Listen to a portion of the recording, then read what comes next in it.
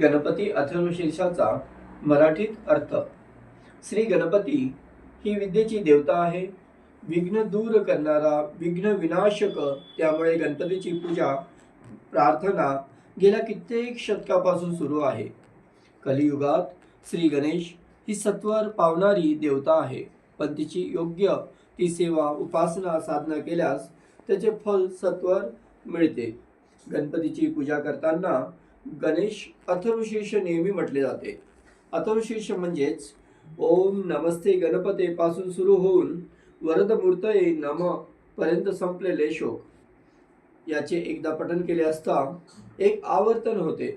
अशी 21 आवर्तने म्हटली असता एक दशनी होते. काही भाविक 108 किंवा 1000 आवर्तनाचा अभिषेक करतात.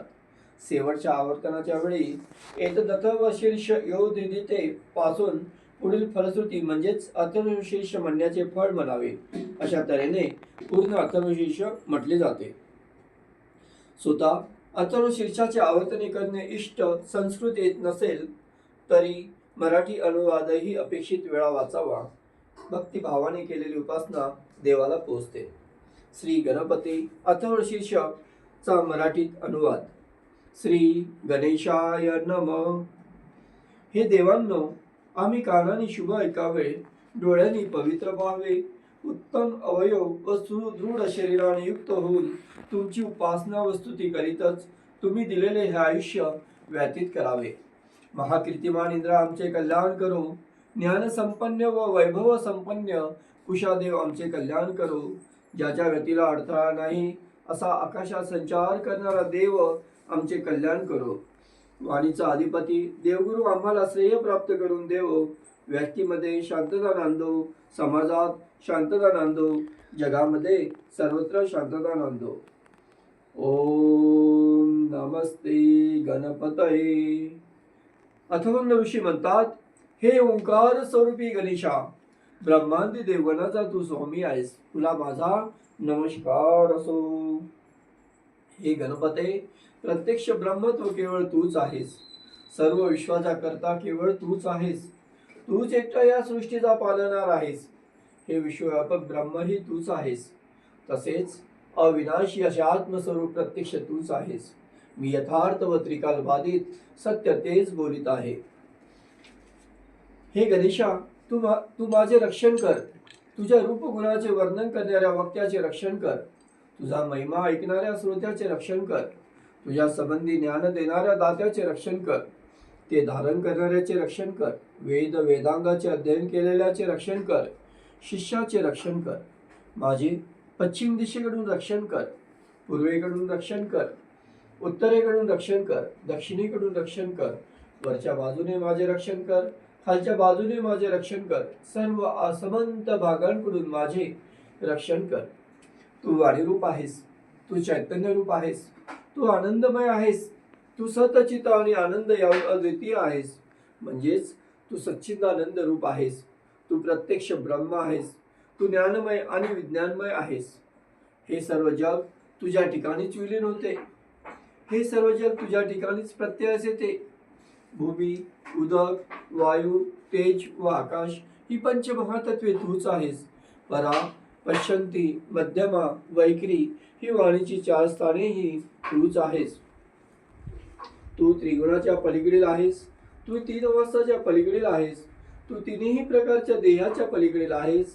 तू तीनही काळाच्या पलीकडील आहेस.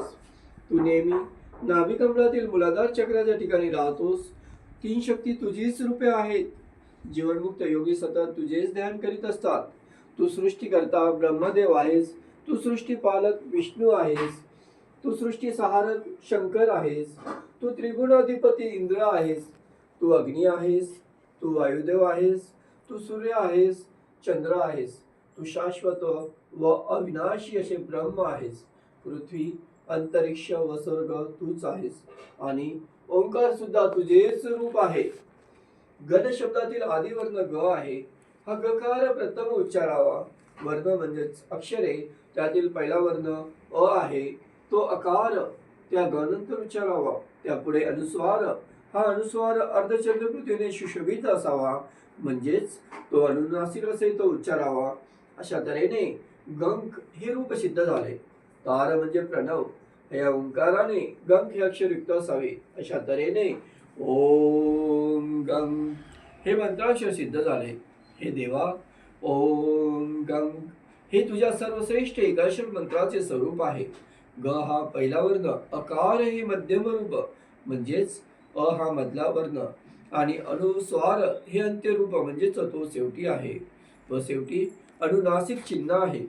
ह्या चारही वर्णाचे एकीकरण करणारा एक नाद सारखा स्वर असावा. अशा प्रकारे ओम गंग ही गणेश विद्या आहे. ह्या विद्येचा गणक हा ऋषी आहे. निचल गायत्री हा छंद आहे आणि गणपती ही ह्या मंत्राची देवता आहे. ओम गंग असा हा मंत्र, ह्या मंत्ररूप गणपतीला माझा नमस्कार असो. आम्ही त्या एकदंत गणपतीला जाणतो, त्या वक्रतुंड गणेशाचे आम्ही ध्यान करतो, म्हणून तो गणपती आम्हाला सद्भक्तीची प्रेरणा देव. त्याला एकच उजवा दात आहे. त्याला 4 हात असून त्यामध्ये वरील उजव्या हातात पाश व डाव्या हातात त्याने अंकुश धारण केला आहे. खालील डाव्या हातात हत्तीचा दात असून उजव्या हाती वरमुद्रा धारण केली आहे. उंदीर हे त्याचे वाहन आहे. त्याचप्रमाणे तो लाल वर्णाचा लंबोदर असून त्याचे कान सुभासारखे आहे. त्याने लाल वस्त्रे परिधान केले असून त्याच्या अंगाला रक्तचंदनाची उटी लावलेली आहे व रक्तपुष्पाने त्याची पूजा केली आहे. आपल्या भक्ताच्या बाबतीत तो देव अत्यंत कृपाळू आहे. तो सर्व जगाचा अधिकारण आहे. तो अविनाशी असून सृष्टीच्या आधीच प्रगट झालेला आहे.